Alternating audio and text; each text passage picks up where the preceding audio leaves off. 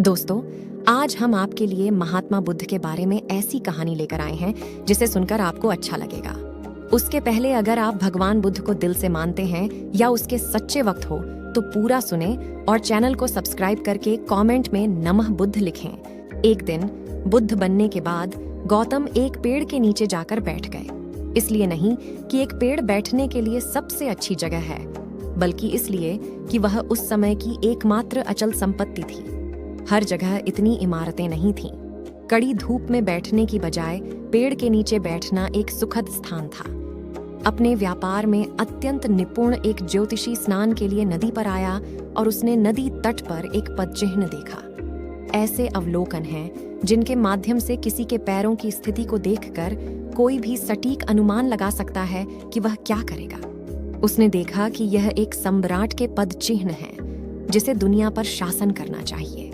फिर उसे आश्चर्य हुआ कि ऐसा व्यक्ति जंगल के निकट इस दुर्गम स्थान पर क्यों होगा, और उसने पदचिह्न का अनुसरण किया, यह सोचकर कि वह एक सम्राट से मिलेगा।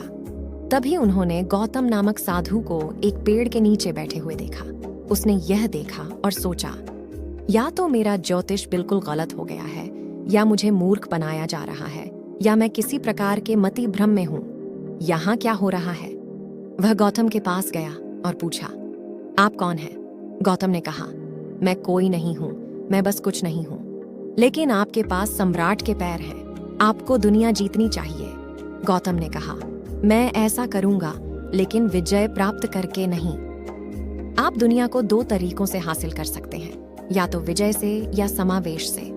दोनों ही तरीकों से कोई न कोई चीज आपकी हो जाती है, लेकिन यदि आप विजय प्राप्त करके आगे बढ़ते हैं तो यह हमेशा आपकी गर्दन में दर्द रहेगा। यदि आप शामिल कर लें तो यह जीवन का बहुत बड़ा समृद्ध धन बन जाएगा। उन्होंने कहा, मैं दुनिया का सम्राट हूँ। ज्योतिषी ने कहा, आप साधु हैं, आपके पास कुछ भी नहीं है। मेरे पास कुछ भी नहीं है और मैं कुछ भी नहीं हूँ, इसलिए सब कुछ मेरा है। कुछ नहीं होने का मतलब यह नहीं है कि आप किसी काम के नहीं हैं। जब आप कुछ नहीं हैं तो इसका मतलब है कि आप सर्व समावेशी हो गए हैं। यदि आप कुछ हैं तो इसका मतलब है कि आप केवल वही हो सकते हैं। यदि आप कुछ नहीं हैं तो आप जैसे चाहें वैसे हो सकते हैं। ये ज्योतिषी बैठ गया और बोला, आप साधु हैं, आपके पास कुछ भी नहीं है।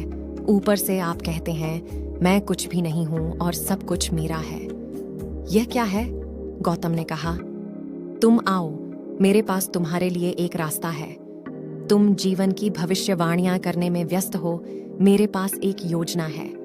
आप जीवन के बारे में भविष्यवाणियां करते हैं क्योंकि आप कोई योजना बनाने में असमर्थ हैं। यही कारण है कि आप भविष्यवाणियों पर निर्भर रहते हैं। यदि आप एक योजना बनाने और उसे क्रियान्वित करने में सक्षम हैं, तो आप भविष्यवाणियों पर निर्भर नहीं रहेंगे। गौतम ने कहा, आप व्यस्त हैं अनुमान करना। मैं यहाँ हूँ, मेरे पास एक योजना है। आओ, मेरी योजना का हिस्सा बनो, हम कुछ और करेंगे।